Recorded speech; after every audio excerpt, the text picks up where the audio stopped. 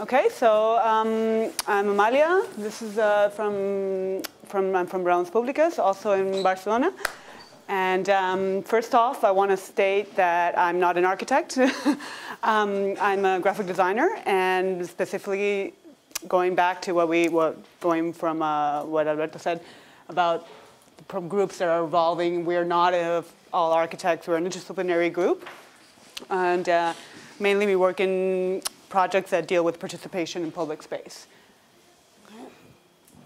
Okay. Again, so speaking of interdisciplinary, the group originated out of architects, I want to say, and came out of Architects Without Borders. So originally, that's why we have most of the group, majority are architects, but again, within the architects, we have urban planners, we have many kinds of different architects within that. We also have social educators and anthropologists. We have a sociologist, an interior designer, and a constructor specialist. Basically, he didn't finish architecture, so he's still a constructor. That's why. So basically, he's a builder. He builds places, and the graphic designer, which is me. So this is us. The way we work, a little bit just about background on the group. Our functioning, we have weekly meetings, and speaking about participation, all our decisions are consensus. We always have a consensus on all the decisions that we make. We also deal with prodding the progress, how every project is progressing, and any important decisions are done in this meeting. But part of that, another process that we do in our group is evaluating all the projects that we do. So we have evaluations every time we finish a big project, or twice a year, trimestral or semester, and we really try to focus on also reassessing and reevaluating our processes, how we work, how the project happened, and things like that, and assessing our values, our objects, things like that. In terms of what we try to do, our action lines, we work on small-scale urban projects. We do assessment and collaboration, critical action, and internal and external training. Again, internal training has to do, when we talk about internal in terms of what we talked about, not that everybody does just their field, like I don't just do design. We learn from each other, and we transmit and share our knowledge within the group as well, and then we try to learn other things as well. We talked about, was mentioned before in other presentations, is a talk about the mind the gap, or bridging the gap. What we observe and what we try to do is we ask, what is the role of the agents involved in the construction of the cities? So what we try to do is a bit of mixing and bridging the gap between architecture and social sciences, not just having pretty buildings, but also having a space where things are happening. This is a square that I'm going to talk about later in Fort Bienc. This is the main square where this was a process done by the neighbors, I'm going to explain later on, that has many different facilities in the same space. So the group, again, started participating in a contest that was called Raons Públiques. In Catalan, is public corners. So basically, this contest was by the FAD, Fostering Arts and Design, as an organization in Barcelona. So every month, they had a corner in different parts of the city where they accepted proposals to do something in an unused corner of the city. So we started in 2009. That's when the group started, which was, back then, it was only 3 or 4 members, who started from Architects Without Borders, and they wanted to participate in this contest to criticize, basically, the lack of neighborhood proposals. And we wanted to encourage the people to participate. Because mainly these contests were architects who would just go and say they want to do something pretty in that corner. But we went in and we wanted to work with the people in each neighborhood. So these were different corners in different neighborhoods. And we worked on those, the ones in yellow. We didn't get to participate in the other ones. So how did we start? We started doing activities in public space. We started first contacting the neighbors, going in. These are some of the activities that we did on the street. We had parties, again, like Manu said, the best thing to do is have a party and have people come in and get involved and see that something is happening. So we started working there. This one, the last one, was one of the corners that we started. Then we started working with La Colle already. So that's when we started working with them in their neighborhood in Sants. And actually, these are the proposals that we had from the people. We get them to draw what they wanted to be done in that space. And some of the proposals are here. And actually, it's a funny thing, one of the proposals was from one of the neighbors and the collaborative in La Colle, which is a liceo. and this project on the top left, and they actually were selected for that contest for that month. So that was interesting. But it was a proposal from them. They were neighbors, and they proposed, it was a barbecue or something? It was a public barbecue for the neighbors in that corner. This was like a dead-end corner. It was like a corner that's there, and it wasn't really, nothing was happening in that corner. So again, this is some pictures of us doing some publicity, getting workshops. We did participatory design workshops with the neighbors, also with the older people, all kinds of neighbors, and we'd get them to give us their opinion. And this was the final proposal, the fourth corner that we actually proposed, and this was in Fort Bianc.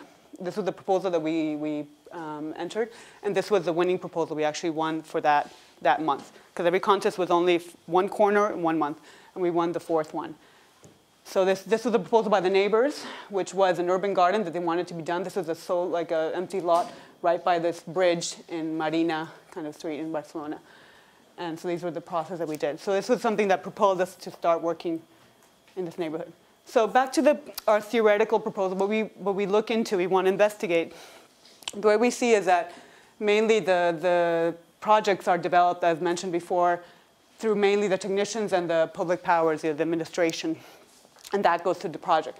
But we ask about the neighbors. What happens with the neighbors? They're the ones who actually know the area the best, and they're the actors, but they don't really intervene. They don't participate as much, even though they're the ones who would see the design. So what we want to do is we want to connect them, have them be part of the cycle, have part of the project as well. So and through this, we're researching where we ask ourselves, who's the author of the project? And also, what methodology should be applied? And again, investigating what is an urban project. These are things that we're researching through our project. So then we started working in Fort Bianc out of that project that we won, or that proposal, which was that space. So we started really investigating. So after we won the competition, again, going back to the administration, the prize of the project was really to do something in one specific area of the neighborhood. In the end, that wasn't possible because the administration didn't really plan, or at the end they had some other plans, so we couldn't really do what we wanted to do. Part of it was done. They did a half urban garden in one part, but the rest of it is public, it's public space. It's a cleaning where all the cleaning people leave their stuff. It's already a closed area. It's actually not accessible. So we ended up deciding to do a participatory diagnostic. We wanted to do a diagnosis of what's happening in that neighborhood. And that would help us to begin a process of participation. So how do we do it? We did observation and physical social analysis. And we also did activities to involve the public. So we call these laboratory participatory tools. Oops. So again, in terms of the observation, we did analysis, we did social demographic study, urban study, and categorizing public space. And we also, really important thing was interviewing. We interviewed people in the neighborhood to get their stories, to find out things about the neighborhood. So the tools that we did, the main tool that got us more visibility in the center is the carrito. In Spanish, it's a cart. So it's a participation cart. It's something we built out of recycled material. Put it together, we can move it around. It opens up and has tables, lower tables for the kids, higher for people. So they would come up and talk to us, and we get their opinion. We get them to answer some questions and just a place to get together. So then we had a lot of activities as well. So back to the carrito, this is the first one we did, which was a bit more harder to move around, a bit heavier, and then we took it to France, and then it kind of got torn apart. So then we ended up doing the second version. This is a 2.0 down here. So this is one that we have so far. And then we're doing it right now. And then what we did when we got the people talking about the answering questions, we got them to look at a map of the neighborhood, draw their routes, where they went, what they did. If it was a kid, they could also draw their route from home to school, how did it get around, where did they go, where did they go to play, and things like that. And we had a model of the neighborhood. And the model kind of really attracted the kids, and they would come and you could pinpoint and put where you lived, and then you could talk to other kids and say, where do you live? And they would all put their names on there. So that was really...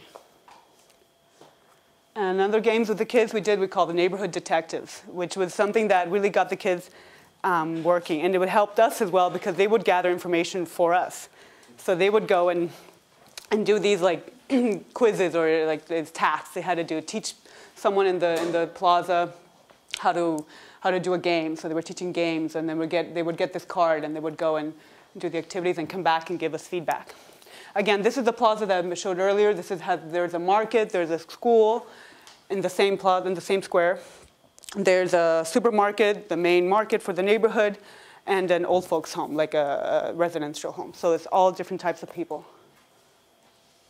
Then another really popular thing was we designed these public space trading cards. These are like the football cards, like the baseball cards. So we detected spaces around that neighborhood, and we designed these special cards according to the needs that we saw that they needed, and got the kids to look at them and show their parents, and then they would go to this park. Maybe they didn't know about this park that existed in their neighborhood. And so we would have them go and fill out information in the back. Go there, what's going on, how many benches are there, do you see people there? And have them get involved in discovering their neighborhood as well. And we got also this map, we also got them to work in the schools as well. So we got the schools going. Apart from kids, we did activities with the senior citizens. This was an activity we did where they came out and did country dancing. They danced country line dancing. So they would come out in the square, and they would do an activity and dance in the public space. So that was something that really got them motivated. We also did meetings with them when we had coffee and tea, and got them to discuss problems that they saw and give us feedback about their neighborhood. The map that you saw, the red map, this is a gymkhana, or like an obstacle course, like a course where the kids would go around. It's a map of the neighborhood, and they would have to detect places on the map, answer questions, draw, and go around and do different activities in the map. So this is very popular as well with them. And then to give feedback, we wanted to show the neighbors that after all that information, them to see what we learned and what we obtained from them. So we did these like installations, kind of temporary exhibitions of the feedback of what we found. So we would put it up in the square. And then the project I wanted to discuss after this. So after all that process, Públiques was about 1.5 years. And we learned that we wanted to work in another kind of scale as well. It was a very large scale. So what we found after working in Públiques was that the project was a bit of our initiative. Like we decided to do this diagnostic and not the neighbors.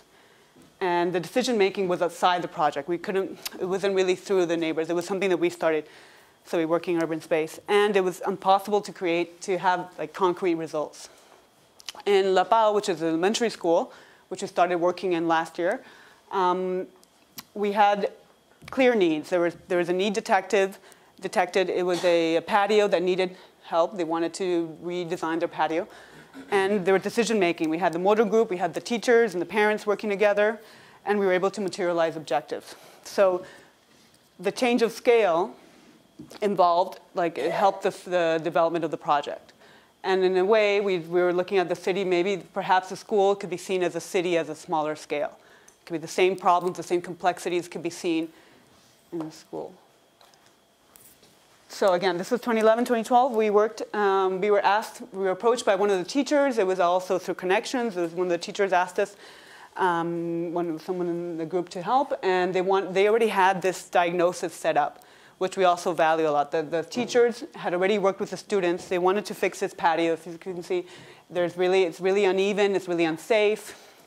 It has no equipment, and they really wanted to improve this patio. They were supposed to get funding from the city hall, but in the end, with the crisis, they didn't receive any funding, so they weren't able. So they wanted to do something on their own. So they had the diagnosis set up, which we valued. And one of the things we value as a group is we valued the previous work that was done. So we took that and we worked with what they had studied before. The motor group, again, is the teachers and the parents we helped form. There wasn't an association before, a PTA set up, so we helped set that up. And we had the students' wishes. They really put on, they had models and they did designs. And then we helped realize some of the proposals that we did. So this was their workshops. They did models of what their ideal patio would be. Each grade had their vision, had their own idea, so they would set up their models. And then we did meetings with the teachers and the motor group, And they would do activities. The PTA started working. They started doing activities to get funding, to do more things, to build the bridge, to build the slide. So the parents built the slide themselves, which was very important. We helped design it, the architects in the group. But the parents got together and they built it. And we did some promotion of the activity so people would come and help. And then we also had a mural. So we had the slide. This is the finished slide. And this is, again, recycled materials. We found whatever materials we could find. Again, low budget. And we got some funding through another project we work with, another group. So we got a bit of funding, but most of it was trying to do always keep it as cheap as possible, as low budget. The kids painted it, which was very, very interesting. They really got involved. The kids painted all the colors. And they also designed this mural. So they all got together, the kids, it was all through all the different grades. It's like from kindergarten to grade 6. And they all decided on what they wanted to do. So they painted it, we would do activities, and they all painted this mural in the back. The mural is like behind this slide, right on the left. So going back, what we learned for Pienk was we experimented in terms of organizing and consolidating these tools, these methodology tools, how to get people to participate and through this process that we wanted to do. And in La Pau, we observed how this participatory methodology could work, or could kind of be at a smaller scale. It would construct something, we have some material objective. And especially the motor group, having a group that's not us, that's the people there who are involved and want to do the decision making. So the neighbors, and here in this case, it would be the teachers and the parents and the students. So going back to the conclusions that we had, firstly, the conclusion of how do we do it? We had the author, but who is the author? The author is a motor group that's composed of the different agents involved, different actors involved, right? Again, this is from our experience, is what we're learning through experience. The second conclusion is how do we do it? It's a participatory methodology, right? This is the way that we could do it. We want to get people to participate. And an urban project, what is an urban project? We're still discovering that. We're still learning what it is. We're still trying to work with it. But for us, an urban project in a way would be the combination of the technicians working with the neighbors directly through participatory methodology, and then working together with administration, but in a way that mainly we want to stress the connection between the technicians and the neighbors. But not just technicians, and when we get the neighbors to actually be the ones who could also be the ones who decide things, decision-making, the motor group. And that would be, for us, is what we're learning in Urban Project. And lastly, I want to talk about a project that we're working in another neighborhood, which is called Públiques. This is close to the port. And we started looking, as a group, we wanted a space to work in. We wanted to find somewhere where we could work. We wanted our own workspace, like La Colle. And we were inspired by what they were doing, and they're renovating their space as well. And then we found this space. We found the space in Públiques, and we decided to start working. So we're renovating it right now. We're still doing a lot of construction. This is us working on the space. And but through the process that we did through it is a project in itself, because we are also deciding, and we do the decision-making as participatory design. We're all different people from different backgrounds. And we're not all architects, so we have to decide by consensus how we're going to do it. This is the use. We're mapping the uses. We're mapping how to do it, the spaces, the connections. So it's the participatory design within our group. We also want to work in the neighborhood in Públiques. And we're working on doing an exhibition about the street that we're on, the actual street, the Concordia Street is the name of the street. And we're also going to participate in open workshops called Talleres Oberts in the neighborhood. So we're going to be participating in the neighborhood activities, opening once our space is ready, hopefully, and which would be around May. And we're also preparing crowdfunding, a project to be able to get more funding again, to be able to finish our construction. Because all the materials that we use right now are recycled materials or things that we find where we have to pay for some materials. So we need a little bit of funding to get that. So we're working on that as well. We're doing a video and things like that. Again, through the project, this project is something that we're really, again, we want to stress that we don't just go, we chose that neighborhood, this neighborhood Públiques, because we want to be involved in this neighborhood. We want to do again, similar things that we did in 4PM. We want to be able to involve in the project, not just be in the neighborhood, but be involved in activities in that neighborhood. And that's it. There's some of the details of the textures and Thank you. Thank you.